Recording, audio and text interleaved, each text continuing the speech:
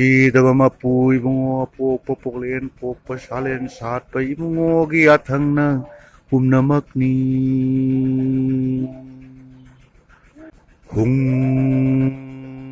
ꯁꯤꯗꯕ ꯃꯄꯨ ꯏꯕꯨꯡꯉꯣ ꯄꯣꯛꯄ ꯄꯣꯛꯂꯦꯟ ꯄꯣꯛꯄ ꯁꯥꯂꯦꯟ ꯁꯥꯠꯄ ꯏꯕꯨꯡꯉꯣꯒꯤ ꯌꯥꯊꯪꯅ ꯄꯨꯝꯅꯃꯛꯅꯤ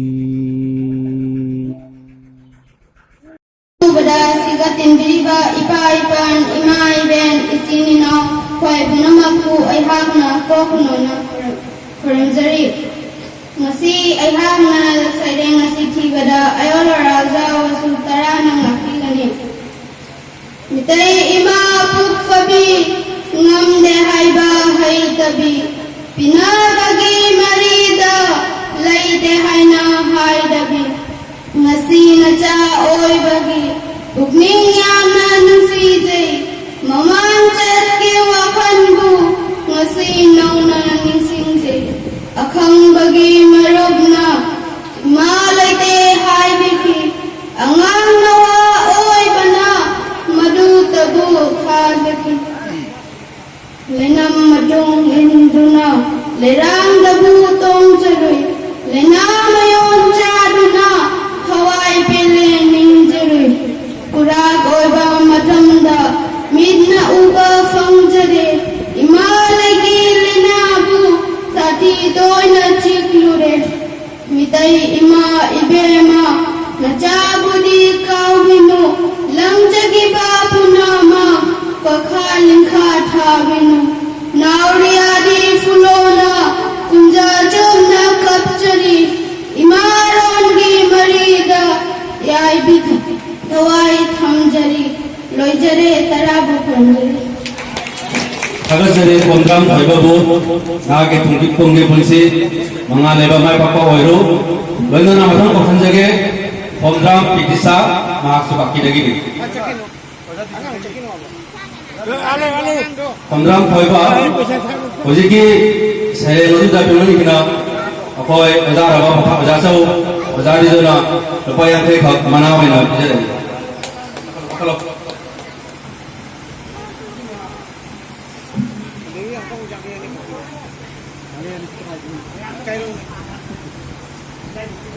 Kamu jauh dari ini. Lupayan Thai Khak Mathara Ba Azasau Azari Zona Makai Dagi Loinana Azari Pana Dagi Lupayan Thai Khak Manawe Na Option jage Kondram Pitisa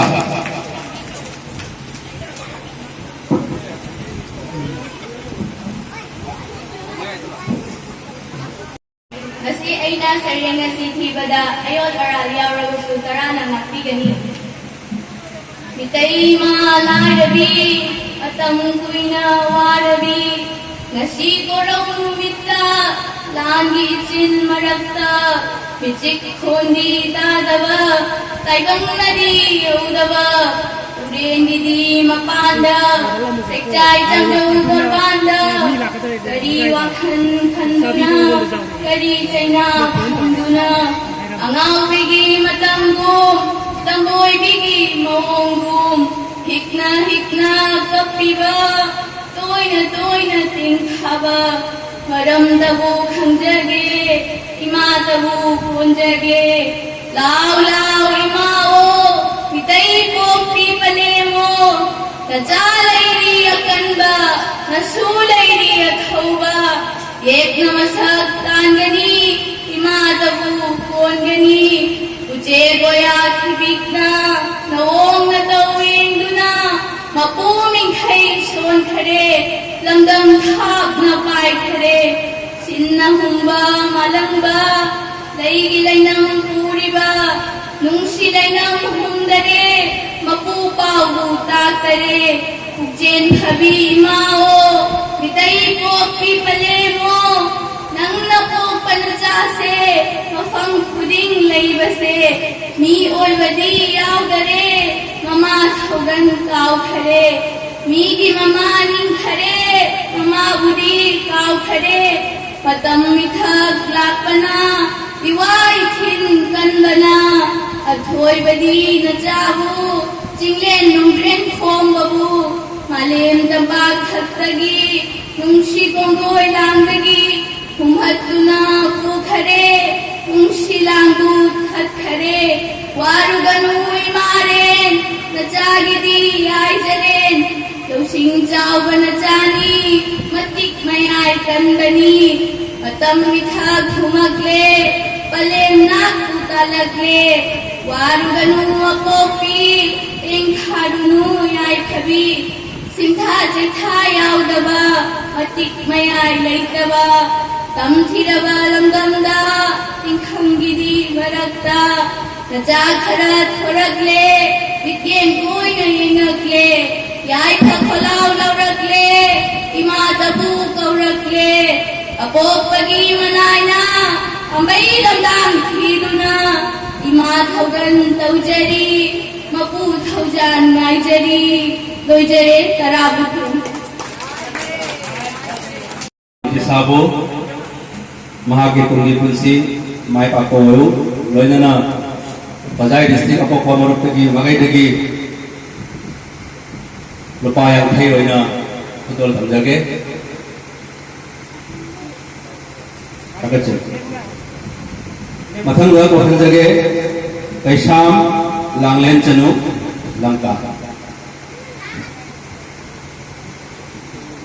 मथंग यांगलेन सीतबी same साधना labio औजी कोहनजगे कैशाम लांगलेन चनु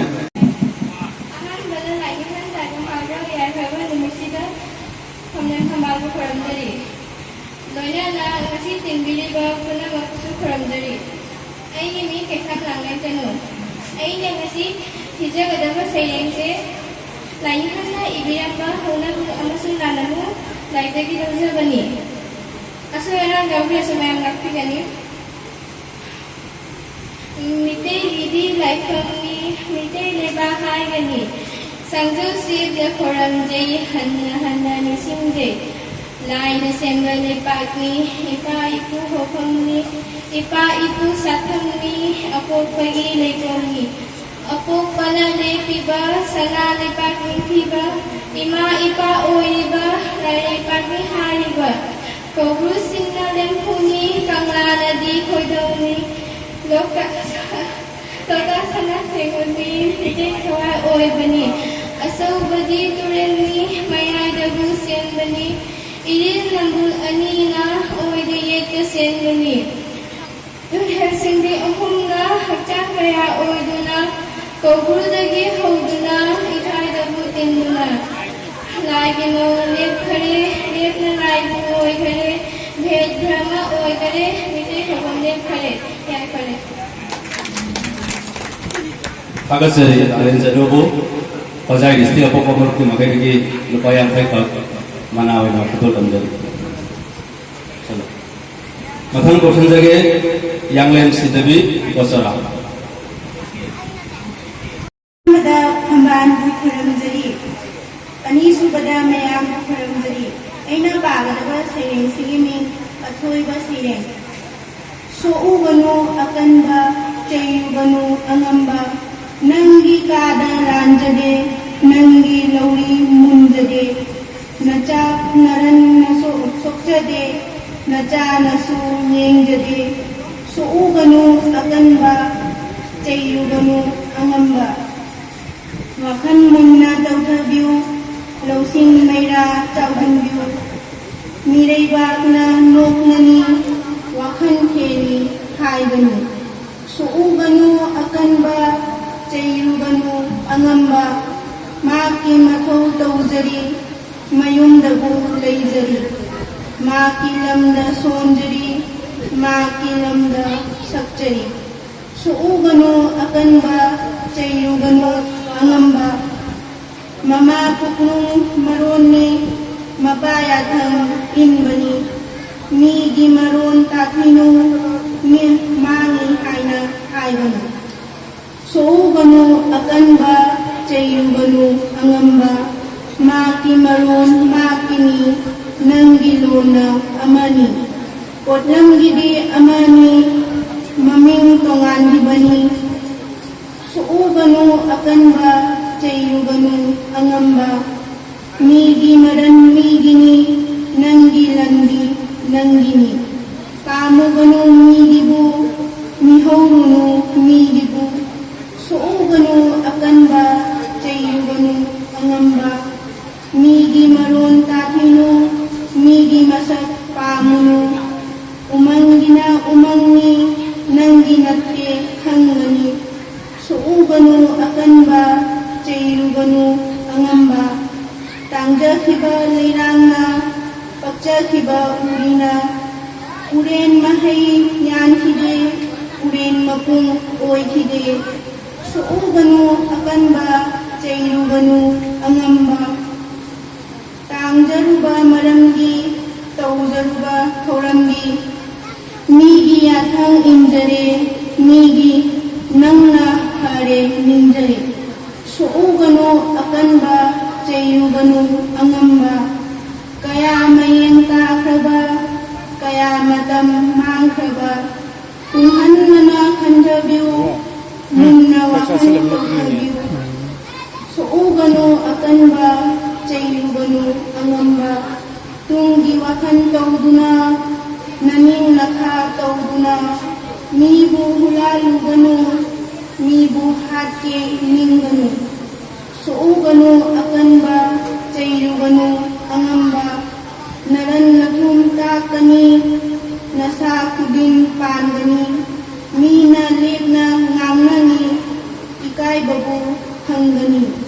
suuganu akanba chairuganu angamba nangna aibu ngamgani naning lakha taugani nangbu ngamba leiriye tungi techak leiriye suuganu akanba chairuganu angamba nauriyadi fulona apopagi khojana wakhan mumna taujari khongdang lamchat yengjari khanda biro akanba lutha biro angamba Agasari yanglem antabibu maha kusro koi kauna biboina ajai sia pokok kalau magai jadi apa yang kai kap kedoloi tausin mesti matang dah kausan jage kaisam laisna mete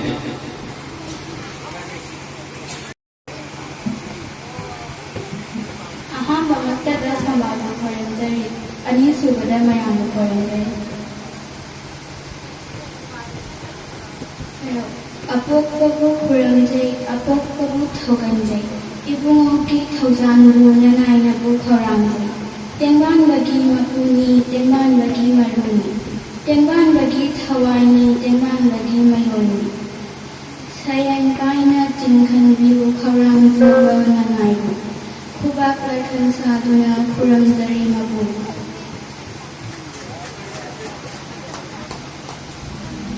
Agasari apa yang kai kap